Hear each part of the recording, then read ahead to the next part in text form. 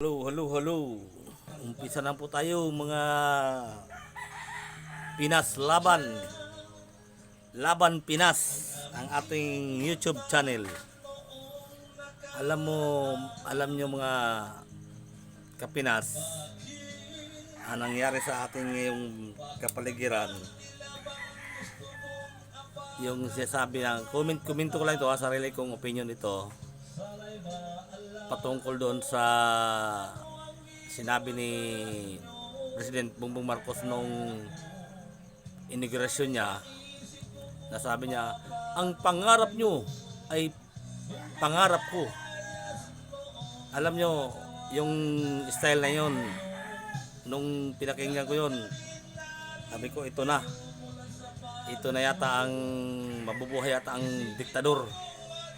So hindi nga ako nagkamali, kasi pangarap niya maging diktador eh. Pero hindi natin pangarap, kabalita rin yung nangyari eh. Then nung suna din niya, unang suna niya, sinabi naman niya na paunlarin niya ang Pilipinas. Kabalita rin din nangyari eh. Instead of unlarin niya ang Pilipinas, lalo niyang nilulubog sa kagutungan ng Pilipinas. Ano na ba itong nangyari sa kay President Bongbong Marcos? Na samantalang nung kampanya pa nila, kaya nga naglunsad siya ng unit team para unite, magkaisa. Ay nangyari ngayon, magkaisa pala sa puro kabaliktaran nangyari eh. Magkaisa pala sa pag ngulimbat ng pira ng bayan. Grabe naman ito nangyari sa Pilipinas ngayon. Kawawa tayo mga mahirap. Tapos sabi pa niya, ang sabi niya noon, nakiharap siya noon sa interview ng mga mahihirap. Sabi ni Congressman Erwin Tulfo noon, Mr. President, ang sabi po ng mga tao, paano daw ba maibsan na mas may ibaba pa ang kilo ng bigas. Doon niya sinabi na sisikapin natin na gagawin ko yan na hanggang 20 pesos ang kilo ng bigas. Eh, ano nangyari yan? Nag times 4 na. Times 4, times 3. Ano nangyari sa mga sinasabi niya? Ito, hindi magkakamali ito. Ito sinabi kong ito. Hindi malayong mangyari ito. Na mag people power talaga ito. Kasi nagbitiw na si Vice Presidente sa kanya eh, sa kabinete niya eh. Una, ang ginawa ng Vice President, tinanong siya, buhay pa ba daw ang unit team? Ang sinabi naman niya ni Vice President, ang unit team during kampanya lang at nanalo na sila. So meaning to say, wala na yon, kalas na siya doon. Wala pang isang linggo, kung hindi akong kamali, 3 araw lang yata. Correct me if I'm wrong.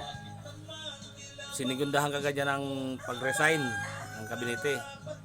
So ito talagang tunay na oposisyon. Kasi ang oposisyon nung ikukumpara ko lang yung oposisyon nung nakaraan sa panahon ni PRRD,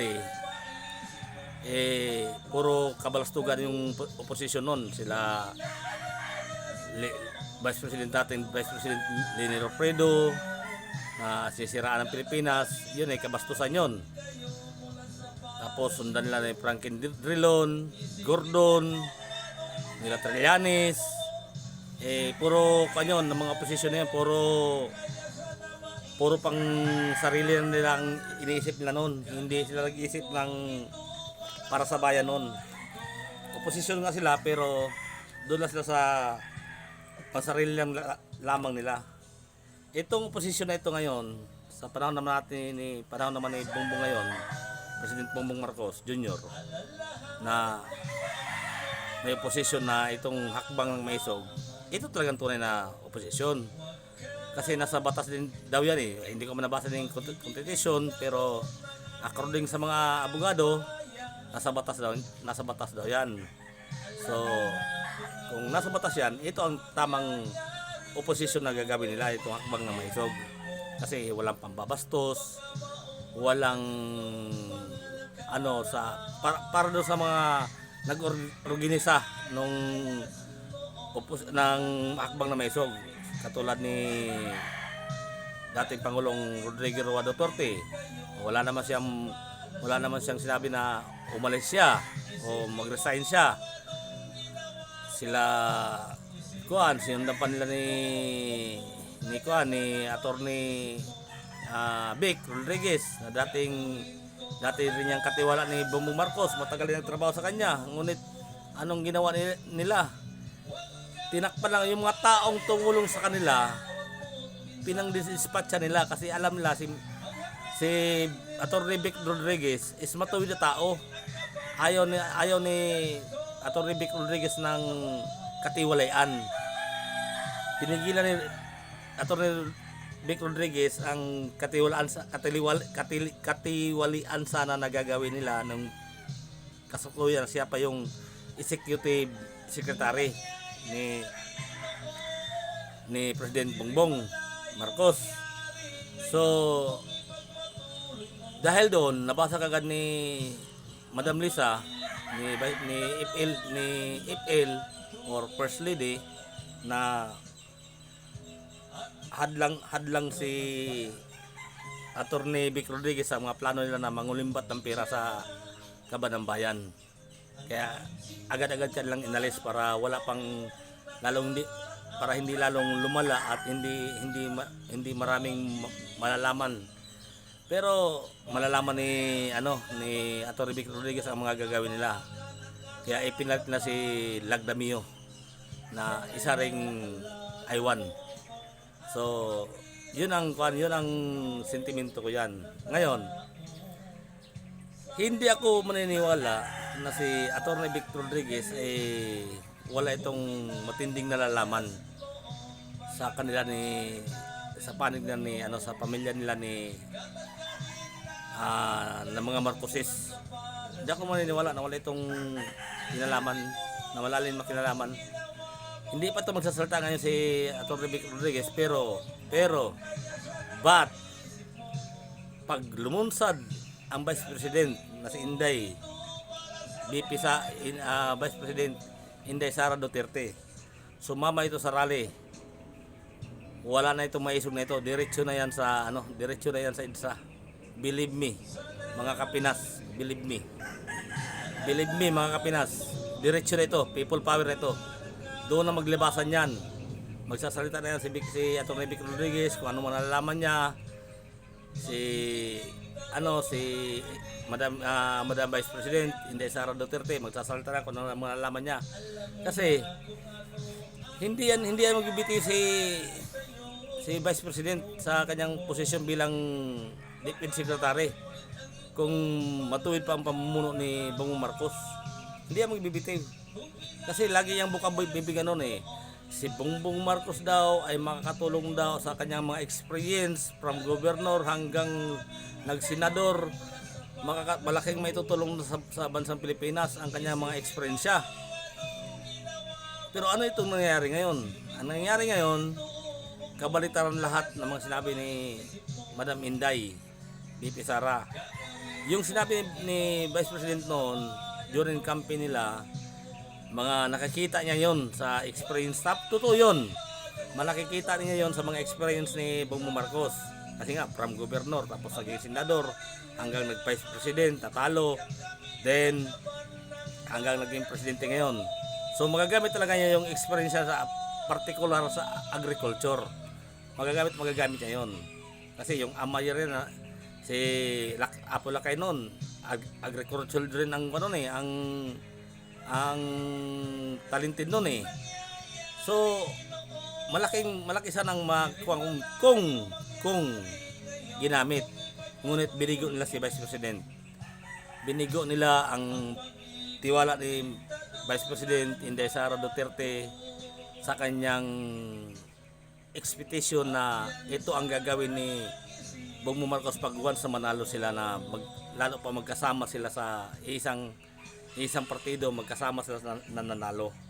Kaya yun ang malaking pagkakamali ni President Bongbong Marcos.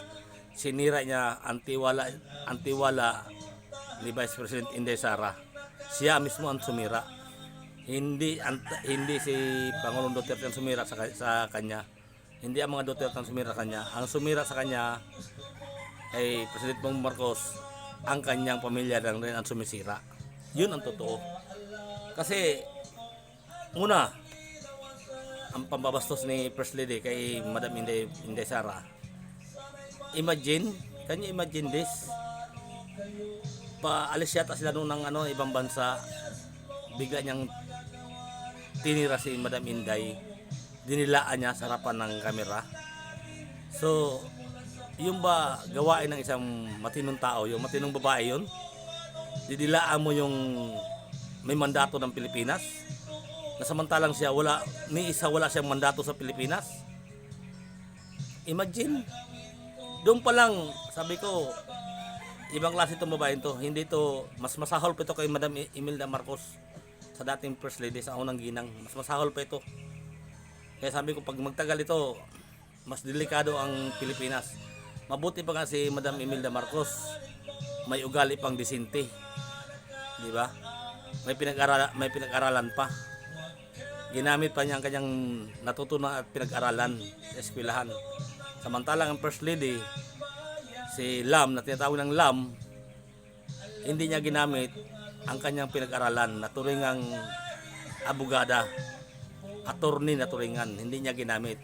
Ginamit niya ang pinag-aralan niya, ginamit niya sa pangwalang hiyang pinag-aralan ang kanyang paggagamit. Totoo ito. Bakit kamo? Yung pandidila niya sa kay Madam Inday Sara na nakuha ng kamera, yung ba'y gawain ng isang edukadang tao, edukadang babae? Pangalawa, yung pagpa-interview niya kay Katunying, nasabi, bad shot sa kanya si Inday Sara. For what? Bakit bad shot sa kanya si Inday Sara? May ginawa ba si Madam Inday Sara sa kanya? May sinabi bang kahit isang words o isang salita man lang, may sinabi ba si Madam Inday Sara laban sa kanya? Wala siyang sinabi si Madam Inday noon sa kanya. Siya lang mismo gumawa ng sarili niya multo. Yan ang nakukuha sa mga overacting, overreaction na mga haka-haka ng kanilang mga pag-iisip at damdamin nila na inaakala niya siguro ay delikado ito si Sara. Sa isip-isip siguro niya, delikado si Sara. Maano ito? Magiging presidente ito, agawan ng asbang ko nito. Kaya yun ang isang pag-iisip na hindi tama na pag-iisip, hindi normal na pag-iisip. Doon pa lang malalaman, sa psycho mo na kung ano ang attitude na mayroon sila. Na sinabi pa niya sa recorder nila ni Maharlika, na nakuha ni Maharlika, na pinalabas ni Maharlika, na ang kanilang pamilya, ang voice recorder ba yun, na sinabi ang pamilya ni Bungit daw, kanya-kanya daw. Imagine, yun ang tawag niya doon pa lang sa tawag niya kay President Bongbong Marcos is Bungit. Kasi ang pamilya ni Bungit, kanya-kanya daw sila. Yun, voice recorder yun. Wala mang katotohanan yun, ngunit since na boses niya yun, maaring sa kanya nga yung boses. Pangatlo, yung huli ngayon ang nangyari sa Malacanang, na actually sabi nga ng dating Pangulong Duterte, hindi yan Malacanang, Palace of the People, yun ang tawag daw dyan. Ngayon ang ginawa niya na pang-agaw niya ng wine sa Senate of the President. Imagine, gano'ng kabastos yan? Tatlong ginawa niya na puro pambabastos ang ginawa niya sa Pilipino. Kumbaga yung pang-agaw ng wine, iniisip ng ibang bansa noon, sa mga nakakita noon, iniisip ang Pilipinas ay bigot. Alam niyo bang bigot? Gutom. Yun ang Excuse me po. Yun ang mga ibig sabihin nun sa ibang kanon, sa ibang bayan nun, sa ibang bansa ang makakita nun. What the fuck? The Filipino people. Yan ang iisipin nila nun. Kasi first lady ka nga naman. Mang-agaw ka ng alak ng isang tao. Buti sana kung kapwa mo babae. Sabihin na natin, magbarkada sila. Sabihin natin, magkasama sila sa inuman sa labas sa kamera. Magkasama sila sa inuman. Pero hanggang doon ba naman sa formal na meeting na yon, formal na pagtatagpo nila, gagawin pa niya kung anong ginawa nila sa labas, sa likod ng kamera. Gagawin pa niya kung talaga may tama siyang pag-iisip, normal siya na pagkababae, normal ang kanya pag-iisip. Gawain ba ng normal na tao 'yon? Hindi gawain ng normal na babae 'yon, hindi gawain ng normal na tao 'yon. Gawain 'yon ng isang adik. 'Yun ang totoo nun. Hindi ko sasabing adik siya, pero gawain ng isang adik 'yun. 'Yun ang dating noon. Kasi garapal. 'Di ba, mga drug addict, mga garapal ang magarapal ang mga attitude nila. Ganun yun.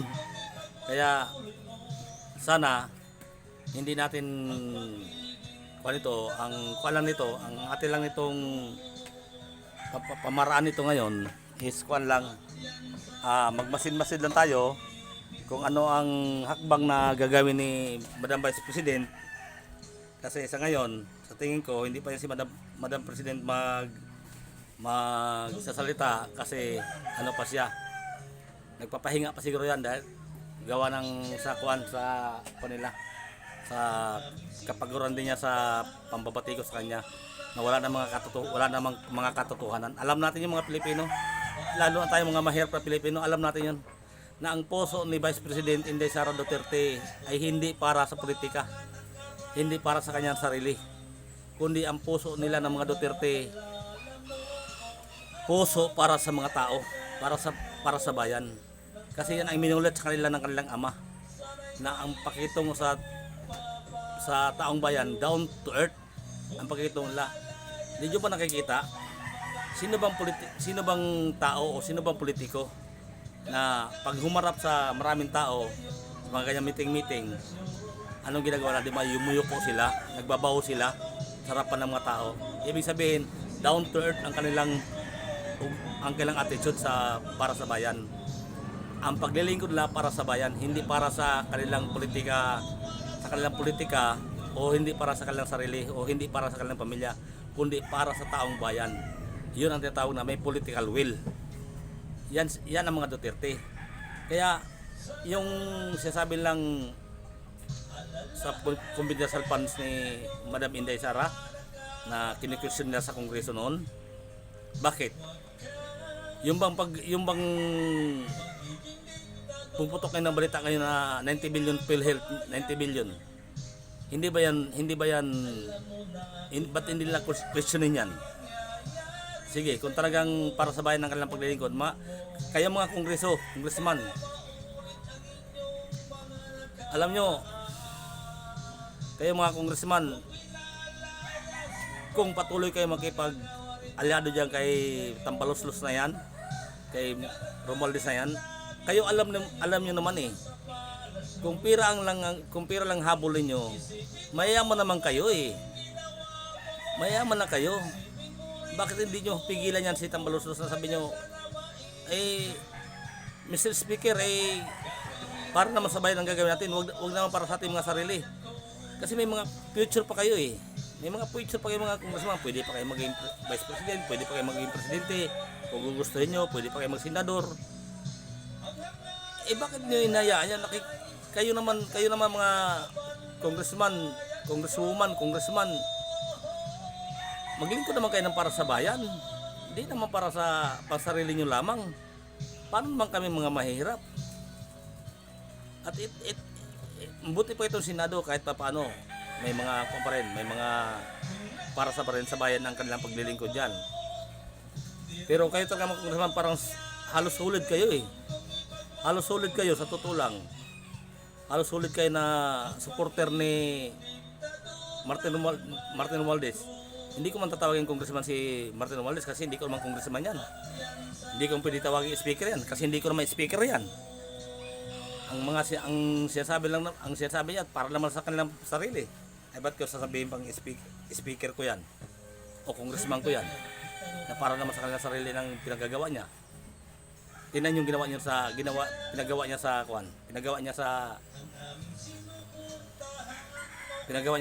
kwan Leyte at saka sa Tacloban.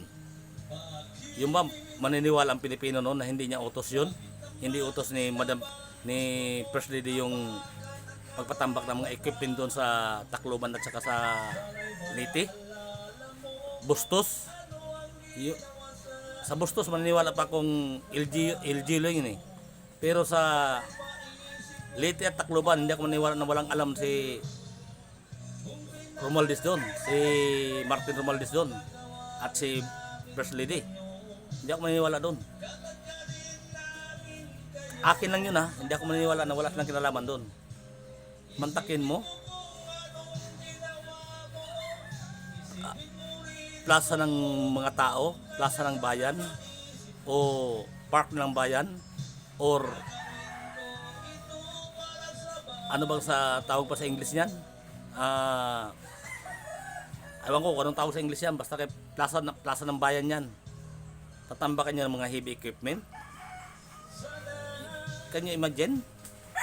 Kung talagang totoong naglilingkod ka sa bayan, sasabihin niyo, ilulusot niyo, sasabihin niyo, kasi nambabastos rin pag-rally. Saan ang bastos doon? Babastosin talaga yung mga tao, pero hindi inutos ng namumuno sa rally na yun. Hindi kailanman hindi inutos ni PRRD na ganun ang gagawin nyo. Hindi niya inutos yan. Bagkus ang kanyang pinagagawa lang pag-aralan yung mabuti ang konstitusyon. Tinuturuan niya kaming mga Pilipino, kaming mga walang alam sa batas.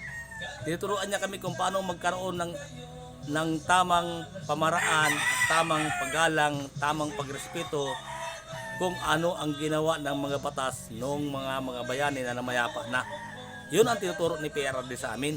Minumulat niya kami, ini-educate niya kami ng mga mahihirap na mga taong bayan. Kasi kayo, hindi na kayo kailangan pa i-educate kasi educated na kayo eh. Kaya ang ginawa ni PRRD, kaya meron itong hakbang ng maisog, ini-educate niya mga Pilipino kung anong ibig sabihin ng batas para maiwasan ang mga karahasan. Yun ang bottom point doon ng maisog rally. Tapos ito ngayon ang ginagawa nyo sa amin ngayon. Pinapahirapan nyo kami mga Pilipino. Ginugutom nyo kami mga Pilipino. Hindi naman katuwiran din nyo na ay mga tamad kasi kayo kaya kayo nagugutom. Hindi yun eh. Saan kayo maghanap buhay? Saan kayo magtatrabaho kung walang mga negosyante na nag-iimbis sa Pilipinas? Sige daw.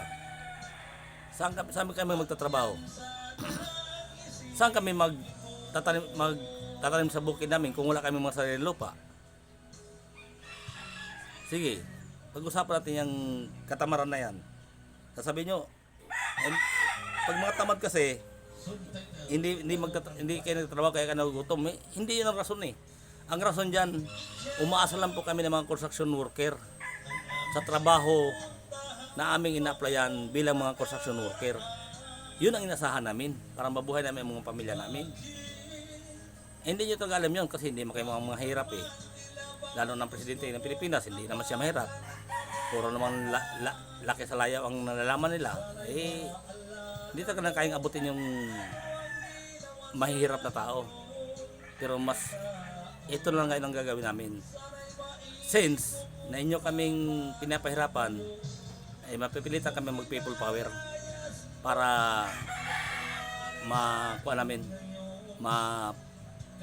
paalis na si President Bongbong Marcos sa Malacanang. Kasi hirap na talaga kami. Pasensya na kayo. sumuporta kami sa iyo, Mr. President, nung nakarang eleksyon dahil kay Madam Inday Sara Duterte. Dahil katandi mo siya, mataas ang standard ng respeto namin sa kanya. Kami mga Pilipinong mahirap.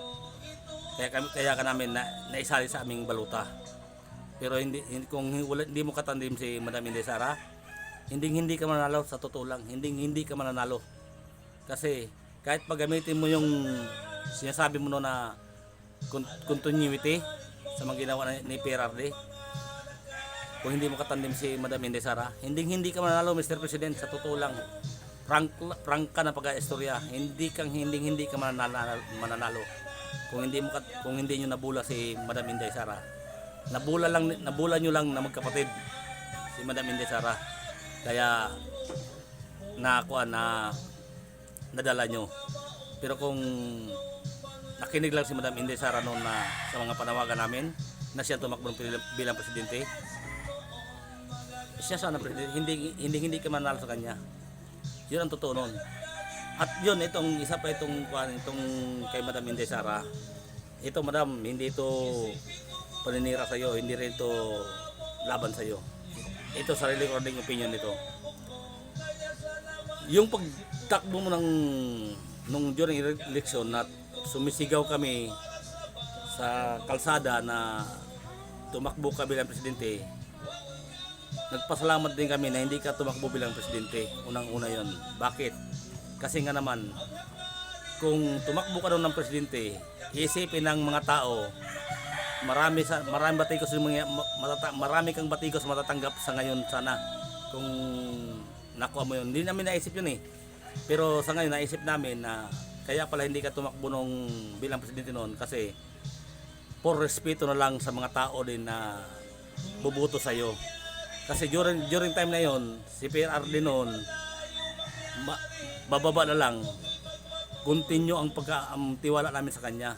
Mataas ang ratings niya according sa Pulse of Asia. Kaya pasalamat din kami noon na hindi ka rin tumakbo kasi lalong kawawa ka sana ngayon kung tumakbo ka.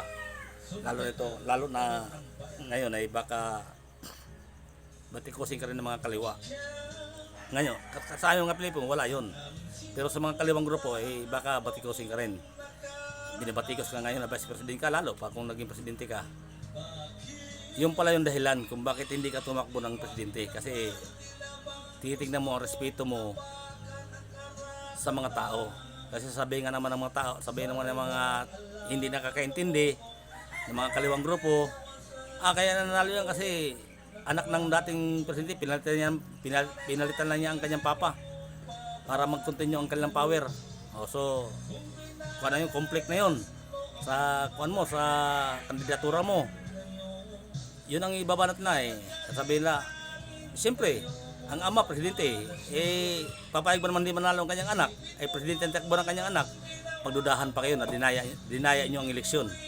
Yun ang pinakamaganda rin na desisyon mo pala na nag-vice president ka. Pero, Madam Inday Sara Duterte, please, ngayong buwan na ito, hanggang July, sa pagbitaw mo sa DPD yan, pamunuan mo na po ang people power. Time to na para makuha na po ang kaming mga Pilipino nagugutom para maibsan na kahit pa paano. Hindi naman namin sinasabing hindi kami magugutom pag ikaw ang presidente. Hindi namin sinasabi yon. Pero kahit pa paano, alam namin maibsan ang aming kagutuman. Yun po ang totoo dyan. Kaya sana po, Madam Vice President, makiisa ka na po sa amin. Na sana po, pamunuan mo na po ang aming hakbang ng mga tao, mga Pilipino, na mag-people power na po kami. Para mapalitan mo na po si Bongbong Marcos. Hindi na po namin kaya, Madam. Mahawa po kayo sa amin. Yun lang po at maraming salamat po.